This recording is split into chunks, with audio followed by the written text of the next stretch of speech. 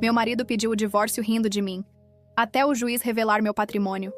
Eu nunca vou esquecer o som da risada dele dentro do tribunal. Ele achava que eu não tinha nada.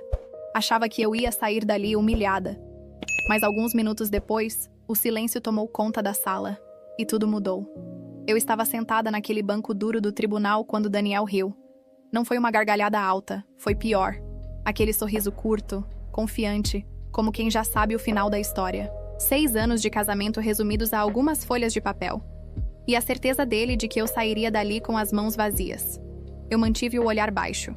Não porque estava fraca, mas porque aprendi, ao longo dos anos, que o silêncio incomoda mais do que qualquer reação.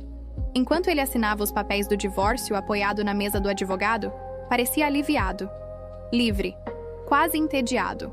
O juiz ainda não tinha aberto meus documentos financeiros, e Daniel achava que aquilo era só uma formalidade. Antes de chegar a esse momento, preciso voltar alguns anos, para quando eu ainda acreditava que amor e respeito cresciam juntos. Meu nome é Laura Bennett. Tenho 29 anos.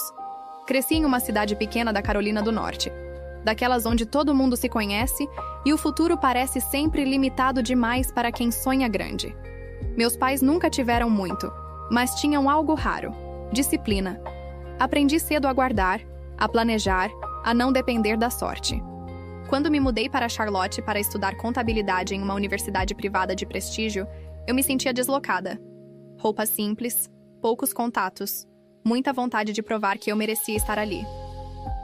Foi em uma cafeteria perto do campus que conheci Daniel. Eu estava cercada de livros, revisando números, quando ele puxou conversa. Aluno de direito. Família tradicional. Confiança que só quem nunca se preocupou com dinheiro carrega no corpo. Você tem potencial, ele disse, olhando meus cadernos. Só precisa de direção. Na época, soou como elogio. Hoje sei que foi o primeiro aviso. Daniel me apresentou a um mundo que eu só conhecia por filmes. Restaurantes caros. Viagens de fim de semana para Asheville. Uma vida que parecia prometer segurança, desde que eu me moldasse a ela. E eu tentei. Aceitei comentários sobre minhas roupas, sobre meus amigos simples demais, sobre meu trabalho, que ele chamava de meu empreguinho. Eu amava o que fazia. Trabalhar com números me dava controle, clareza, identidade. Mas para Daniel, aquilo era apenas algo temporário, até eu entender que ele podia cuidar de tudo. Quando ele me pediu em casamento, tudo foi impecável. Anel caro, cenário perfeito, aprovação social completa. Eu disse sim, achando que estava escolhendo um parceiro, sem perceber que estava entrando em um lugar onde eu seria constantemente reduzida. E mesmo assim, eu ainda não sabia que aquele banco de tribunal seria o lugar onde tudo se inverteria. Depois do casamento, a casa de Daniel parecia uma vitrine. Tudo era bonito, caro e impessoal, como se alguém tivesse decorado para impressionar visitas, não para viver. Eu tentei colocar vida ali, fotos, plantas, cores. Daniel torcia o nariz. Fica bagunçado. Não era sobre bagunça. Era sobre eu deixar marcas. Nos primeiros meses, eu ainda trabalhava. Acordava cedo, me vestia com cuidado, voltava cansada, mas satisfeita. E Daniel sempre tinha uma frase pronta para diminuir aquilo. Você se esforça demais para pouco retorno. Por que insistir se eu posso te dar uma vida melhor? O problema é que vida melhor para ele significava vida controlada. Aos poucos, comecei a perceber o padrão. Se eu comprava livros, ele perguntava por quê. Se eu comprava algo para mim, ele queria ver a fatura. Se eu gastava $50 em algo simples, virava discussão. Mas quando era ele, relógios, clubes, jantares, viagens de última hora. Tudo sempre necessário para manter a imagem. Eu fui me encolhendo para caber no mundo dele. As esposas dos colegas de Daniel eram educadas, mas distantes. Eu era tratada como alguém que tinha sido aceita, não como alguém que pertencia. Uma vez, em uma festa, ouvi uma delas dizer baixinho: ele sempre foi curioso, gosto dele testar coisas diferentes. Eu não sabia se aquilo era sobre vinho ou sobre mim. Quando contei a Daniel esperando qualquer sinal de defesa, ele apenas deu de ombros. Você se importa demais, só precisa se adaptar. Essa frase virou a trilha sonora do meu casamento. Se adaptar, se adaptar, se adaptar. Até que um dia eu percebi que eu não estava mais me adaptando a um lugar. Eu estava me apagando dentro de mim. Foi por volta do segundo ano que Daniel começou a chegar tarde com frequência. No começo eram justificativas razoáveis. Audiências, reuniões, jantares com clientes. Depois viraram respostas automáticas. Ele entrava, largava as chaves, beijava meu rosto como quem cumpre uma tarefa e dizia: "Dia longo." E eu comia sozinha. Era estranho como a casa parecia maior quando eu estava ali dentro sem ele. E mais fria quando ele estava, porque sua presença não trazia calor, trazia tensão. Numa noite, depois de uma reunião da família dele, eu finalmente tentei falar sobre algo que vinha me corroendo. A mãe dele, Helen, tinha soltado mais uma pergunta educada sobre filhos. "Já pensaram em aumentar a família? O tempo passa tão rápido." Eu respondi sem pensar: "Eu estou pronta. Quando Daniel quiser." No carro, o silêncio foi tão pesado que parecia ocupar o banco do meio. Chegando em casa, eu perguntei: "Por que você sempre foge desse assunto?" Daniel tirou o paletó com calma, como se eu tivesse perguntado sobre o clima. "Porque filhos são caros e exigem estrutura." Eu respirei fundo. "Nós temos estrutura, Daniel. Você ganha muito bem, sua família." Ele me olhou como se eu tivesse falado algo infantil. "Minha família tem expectativas." "E, sinceramente, o que você acrescentaria nisso?" Eu senti como se alguém tivesse puxado o ar do quarto. Não foi um grito. Não foi uma explosão. Foi uma frase dita com tranquilidade. E foi isso que doeu mais. Naquela semana eu fui trabalhar com aquela frase presa na garganta. Eu fiz tudo normal. Sorri, respondi e-mails, cumpri tarefas. Mas por dentro, algo tinha mudado. Na sexta-feira, no meu horário de almoço, eu entrei em um banco do outro lado da cidade e abri uma conta só minha. Pequena. Discreta. Nada que chamasse atenção. E quando o atendente perguntou se eu queria incluir outro titular, eu disse: "Não." Foi a primeira decisão, em muito tempo, que eu tomei sem pedir permissão a ninguém. Nos dias seguintes, comecei a estudar de novo, como eu fazia na faculdade. Só que agora não era para passar em prova. Era para construir uma saída. Eu lia sobre investimentos, consultoria, estratégia financeira, assisti aulas gratuitas, salvei anotações, criei planilhas. E fiz uma coisa que, olhando agora, parece pequena, mas foi enorme. Eu parei de contar meus sonhos para Daniel, porque toda vez que eu abria a boca, ele tinha um jeito de transformar aquilo em piada. E a verdade é que eu não precisava da aprovação dele. Eu precisava de espaço. Foi quando, sem planejar, aconteceu o primeiro sinal de que minha vida podia ser diferente. Eu estava na mesma cafeteria onde conheci Daniel esperando um café, quando ouvi uma mulher reclamando com alguém ao lado. Eu não aguento mais pagar caro por consultoria que não resolve nada. Eu sinto que o dinheiro entra e some. Eu poderia ter ignorado, como eu fazia com tudo para evitar problemas, mas não ignorei. Eu virei devagar, respirei e disse: "Desculpa me intrometer, mas talvez eu consiga te ajudar." Ela se chamava Isabela Cruz. E aquele encontro foi o começo de uma linha que eu ainda não conseguia ver inteira. Mas eu senti. Como se, pela primeira vez em anos, alguma porta tivesse feito um barulho de destrancar. A ajuda que eu ofereci a Isabela era simples. Nada de promessas milagrosas. Nada de linguagem bonita. Eu sentei com ela, organizei entradas, saídas, contratos, prazos. Mostrei onde o dinheiro escorria sem necessidade. 2 semanas depois, ela me ligou. "Laura, isso funcionou." A voz dela tinha algo que eu não ouvia há muito tempo direcionado a mim: respeito. Isabela começou a me indicar para outros pequenos empresários, pessoas reais, negócios reais, problemas urgentes.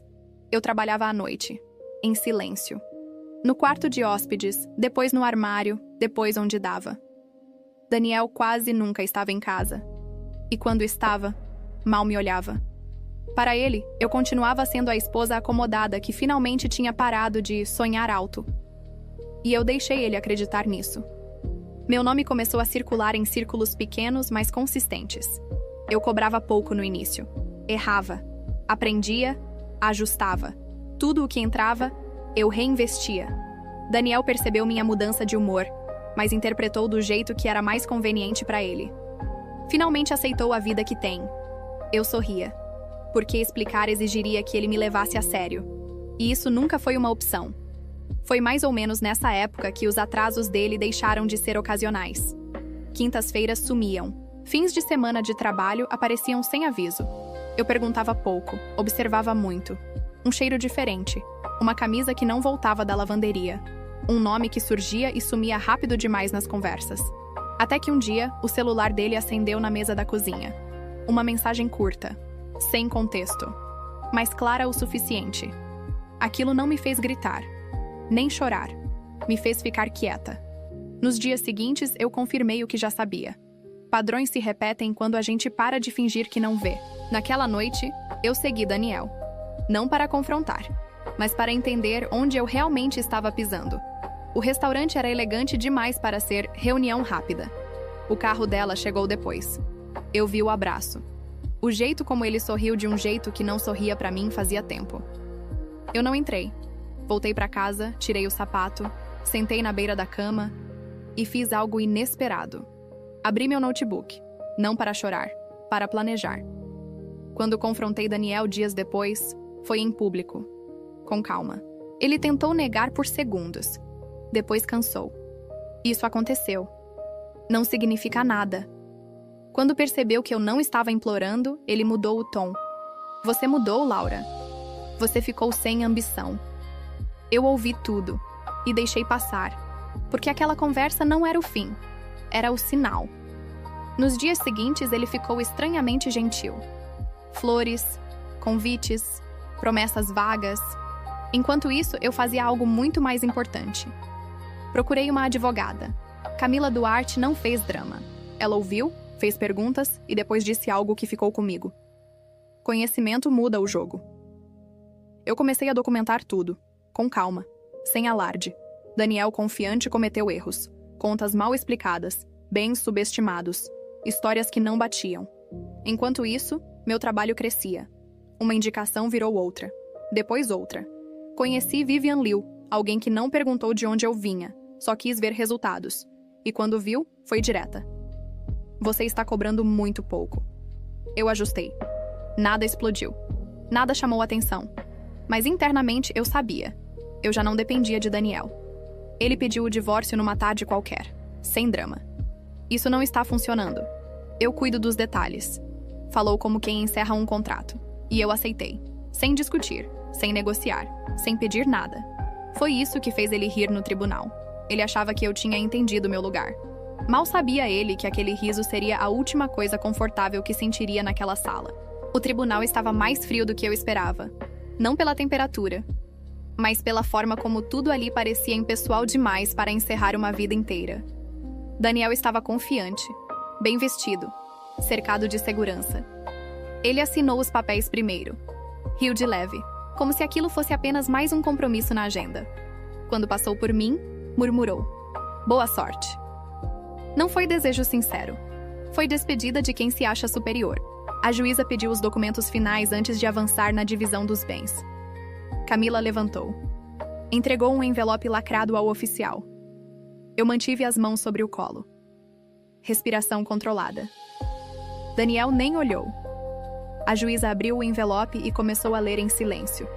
E algo no rosto dela mudou. Não foi surpresa exagerada. Foi atenção.